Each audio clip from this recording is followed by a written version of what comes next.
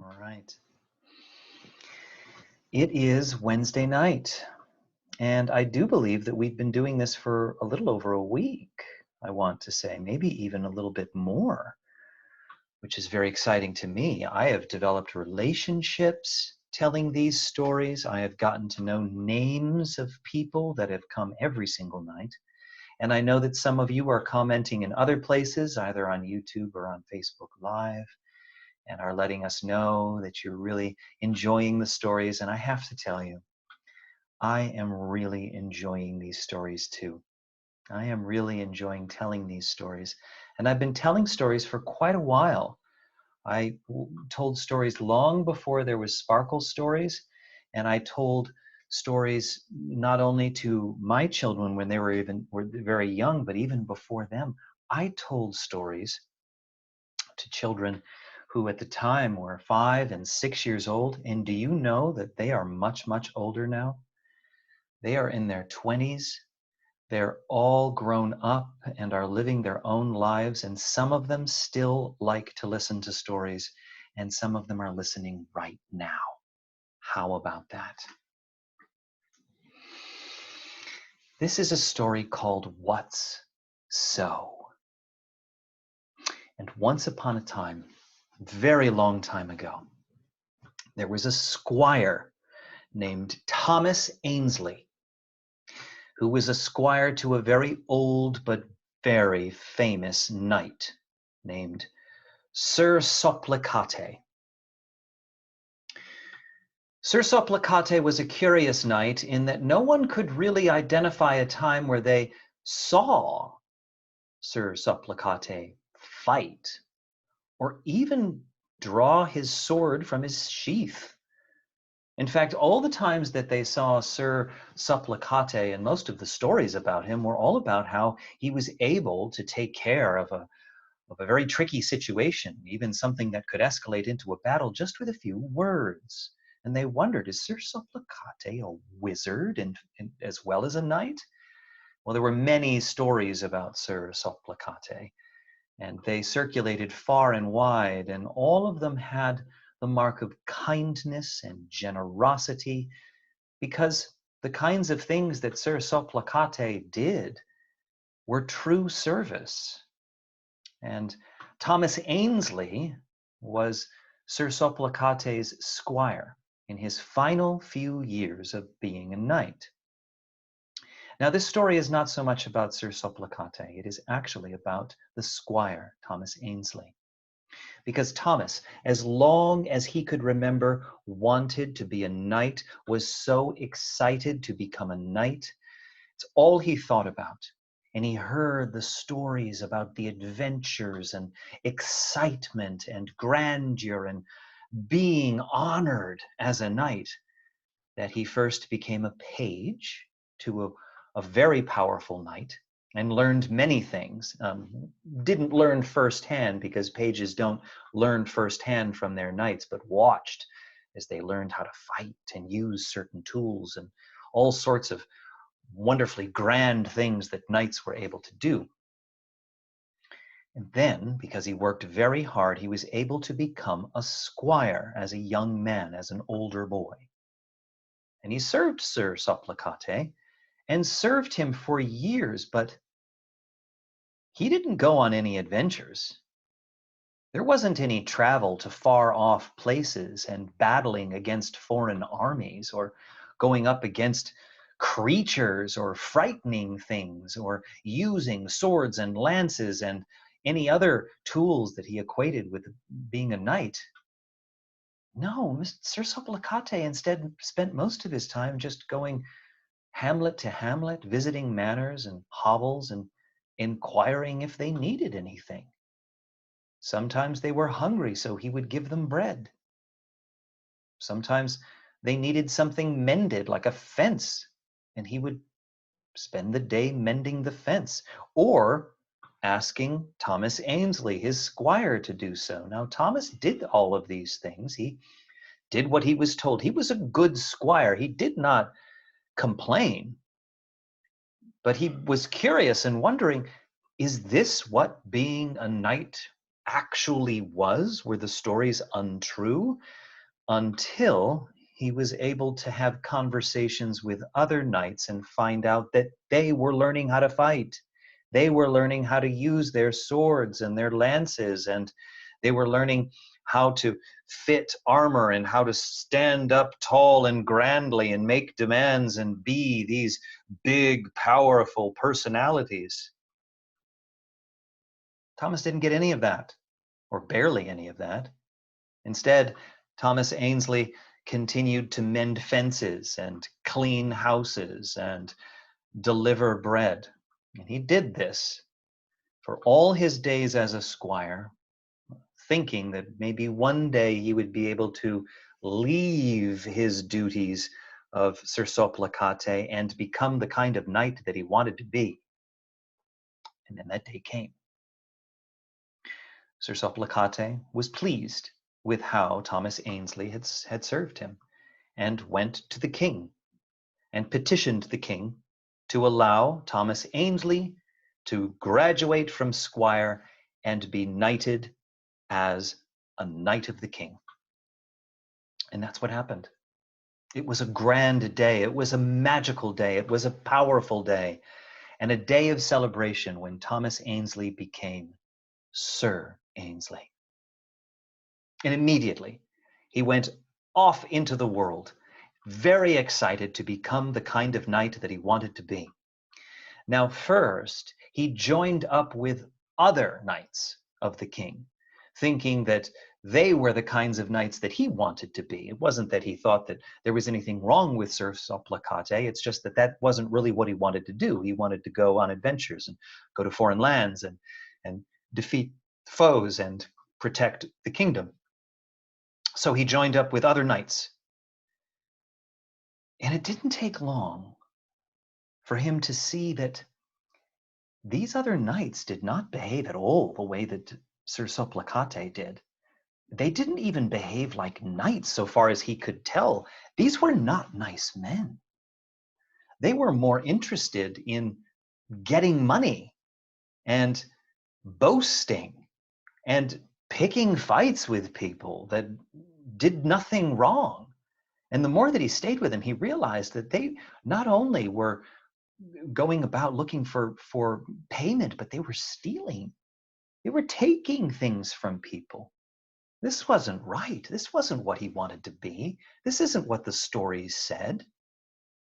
So he was very disappointed in these other king's knights, and so he distanced himself from them. He said, well, I'm not going to be that, so I will go off and be the knight that I know I can be.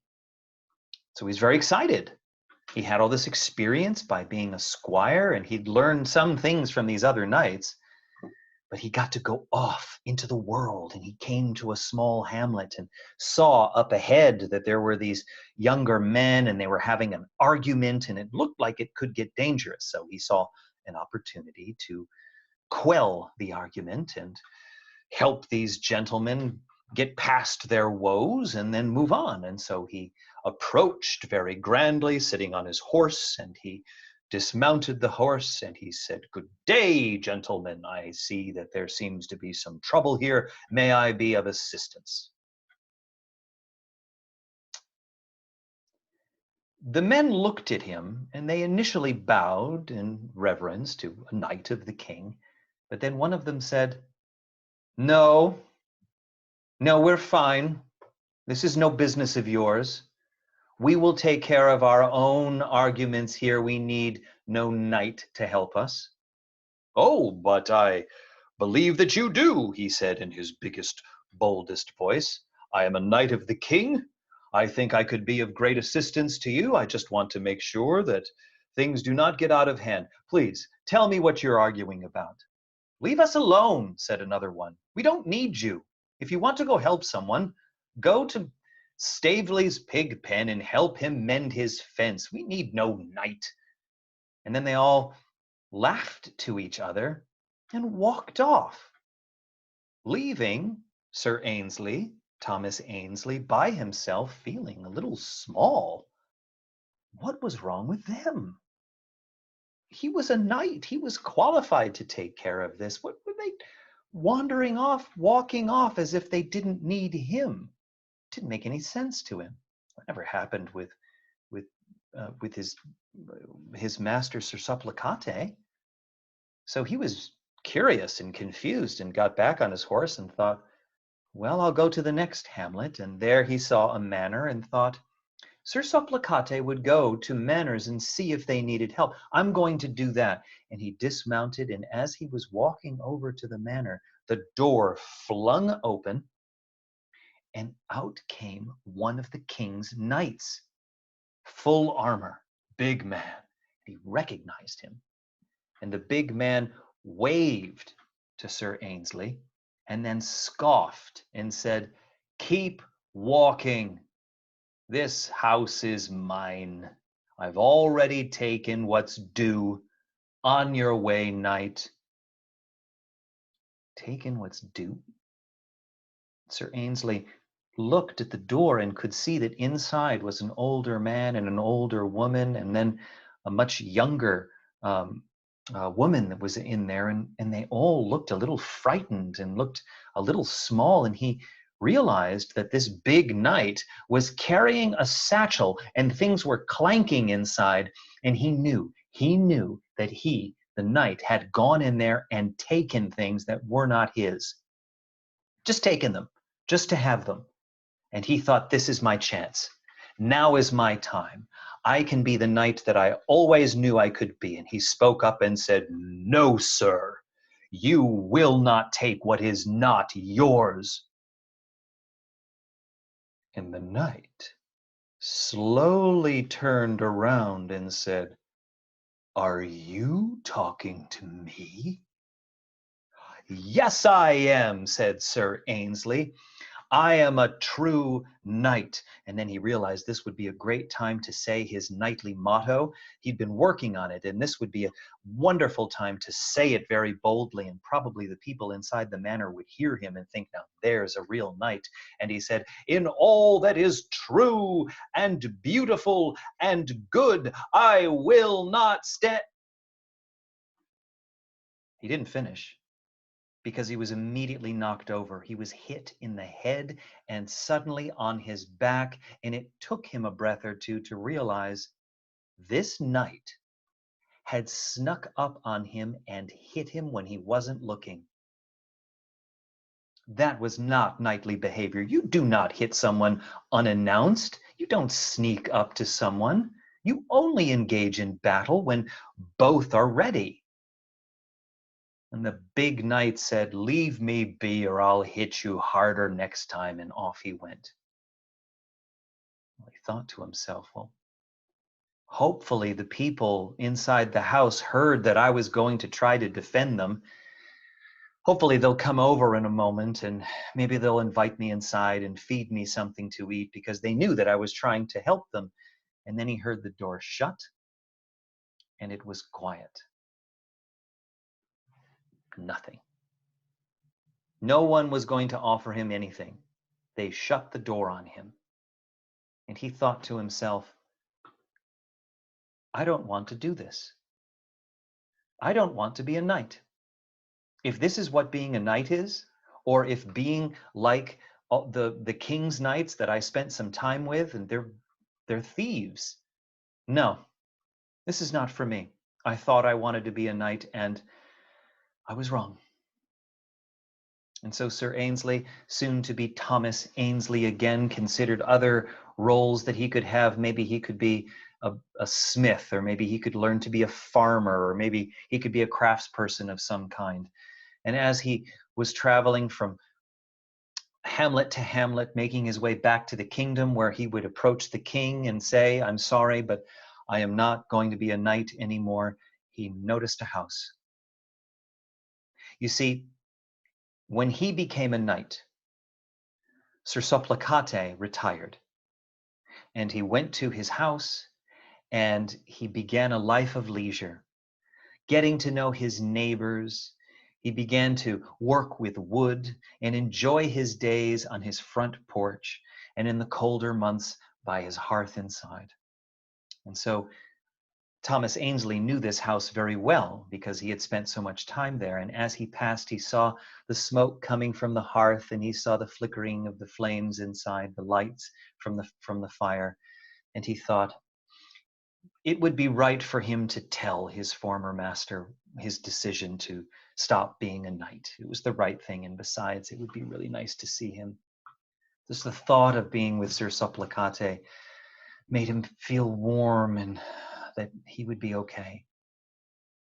So he went and he saw that his former master was indeed on the front porch, even though it was a brisk night, waved to him to come over. And he said, "Well, if it isn't Sir Ainsley, Knight of the King, come in here. Let me give you some dinner. It's good to see you." And immediately, Thomas Ainsley told him his plans, that he was not going to be a knight anymore, that he didn't want to be a knight anymore. And he told him about the other knights, and he told him about how he was treated by the knight and how he was knocked over, and then the people didn't invite him in. And when he was finished, and he had a little bit of his soup, while Sir Supplicate sat across from him listening very well and nodding his head, taking in every word, Sir Supplicate said, "Tell me, what did you think being a knight was?"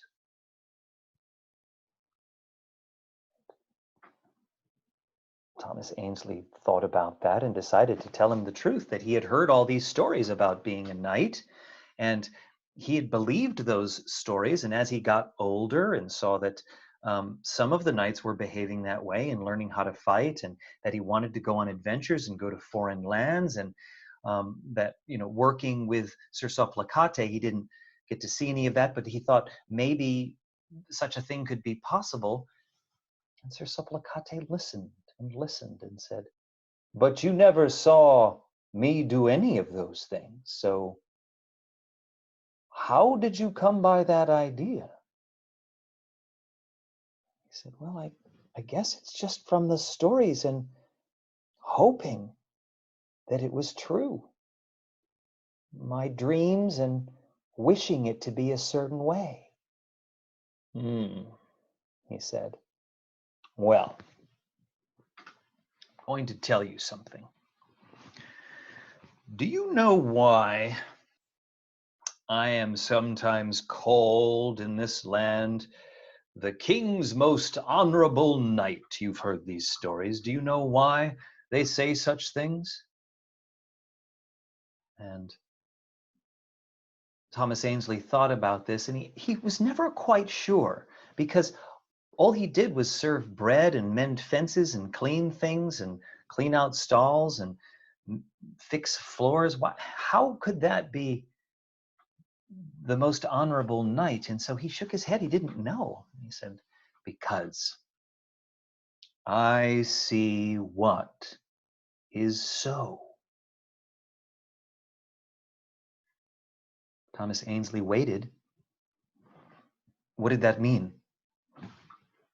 Luckily, Sir Supplicate continued, "I see what people really are feeling, what they are really dealing with, how hard their life is. And they don't want a hero. They don't want the grandness. They don't want the adventure. The people of this land are hungry. The people of this land are sometimes lonely. The people of this land have broken fences that need mending to keep their animals inside. It's a simple world we live in. And they need someone to step up and help them with what is so, not with what we dream things or hope things to be."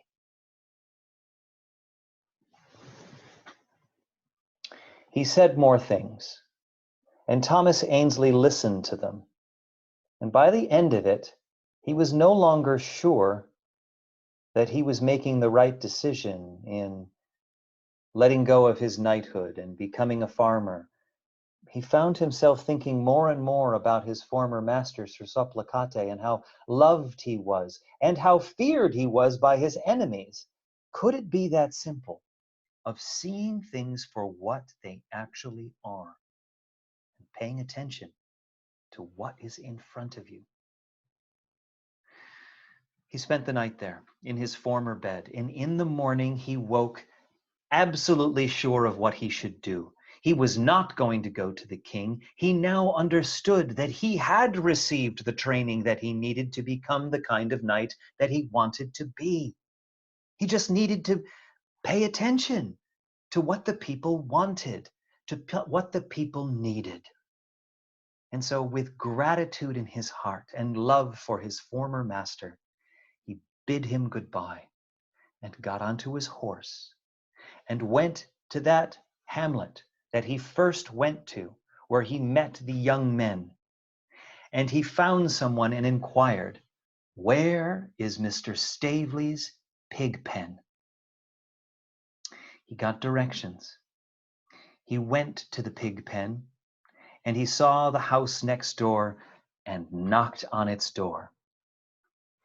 Old Mr. Staveley came to the door and saw a knight and was suspicious at first. What did he want? And Sir Ainsley told him, "I heard you have a fence that needs mending. I am here to help." He studied him for a moment, saw a certain sparkle in his eye of truth, and old Mr. Staveley smiled and said, "I'll meet you out back. There's a winch that we can use." And so Sir Ainsley went out back, took that winch, and the two of them mended the fence. And when he was done and received genuine gratitude from the pig farmer, he walked away with a feeling that he had felt in little bits and pieces when he was a squire, but now felt in its full force. He felt honorable. This is what honorable feels like. And he couldn't wait to the next time in which he could be the knight that he wanted to be and serve. Well, I hope you take that story into your sleep tonight whenever you listen to it. And I hope it inspires you just like it inspired Thomas Ainsley, that in the morning you may wake up and look around your house. You may notice something that needs tending, something that needs mending, something that needs cleaning, or someone in your household that needs a little help. And maybe you'll inquire, is there something that I can do for you? And if you do that, and do it all the way through, follow through all the way to the end, I wonder if you will feel something similar. I wonder if you will feel honorable. I hope it's so. Sleep well tonight, everyone. I will look forward to seeing you tomorrow. And for all the parents out there, I will make sure to put a link in the Facebook page at Sparkle Stories so that you can join us afterwards very soon and we can talk. All right. Sleep well.